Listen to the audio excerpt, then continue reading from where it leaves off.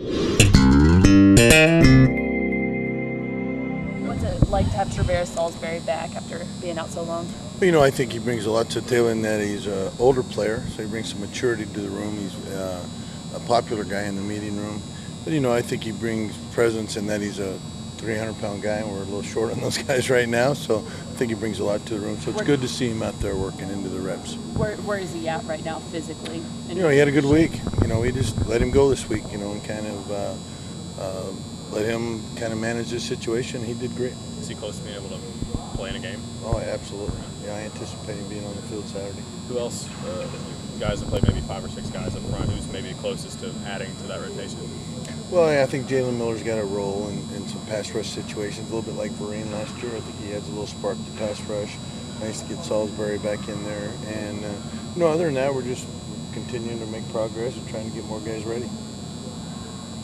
Just when you look at Todd Gurley, how important is it that you guys get off blocks and kind of help be part of that game tackling, because he doesn't really come down? You got to tackle. That was what we told our team the whole week. You got to tackle because he's outstanding. And you look at a lot of plays, and they run a lot of plays, perimeter plays. They toss the ball out there, and if it's not properly fitted, he can really gas you. So I think it's really important that our defense is sound this week, that we know how we're fitting plays. Like in the Clemson game, Clemson misfits a couple of plays, and they pay for it. So I think it's really important that we fit it up first and then tackle second. Is there anything different for these guys scheme-wise? Because they, Georgia lines up in an eye sometimes. I don't think any of these guys have seen it this year. Have you had to work on stuff like that with knowing different keys and stuff? No, I think that just Georgia has a mentality when they get in their larger personnel groups, like 21 and 31 and 3 backs out there, and 48, their fullback's an outstanding player. I think Hicks is a really good player. So I think they get a little more mentality when they get in those larger personnel groups, and we're going to have to match that.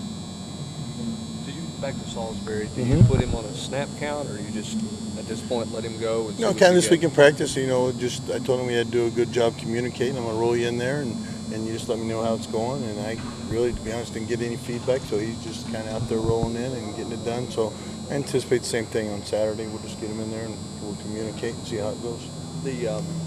Back to kind of defending them, you guys have been pretty efficient on first down, I think, all season long. How would you rate your first down efficiency, and how key is that in trying to stop them on Saturday? Well, I think we've been really effective on third down. The key to getting to a manageable third down is to be successful on first down. Right. I know in Oklahoma we gave up some first down plays. So I think that's something we always talk to our guys about, being 65% consistent on first down, 4 yards or less. So that's something that's important to us. And going again with Georgia getting ahead of the sticks and defending that, it's going to be really important to us. I mean, I'm sure that's important every week. Is it any more important this week, or is that just overblown by some of us out there talking about it?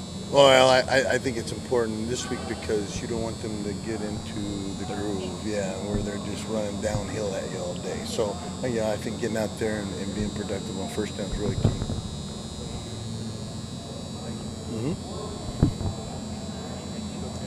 Coach, your guys seeing an offensive line with the just huge size of Oklahoma, does that benefit you going forward into SEC play? Absolutely.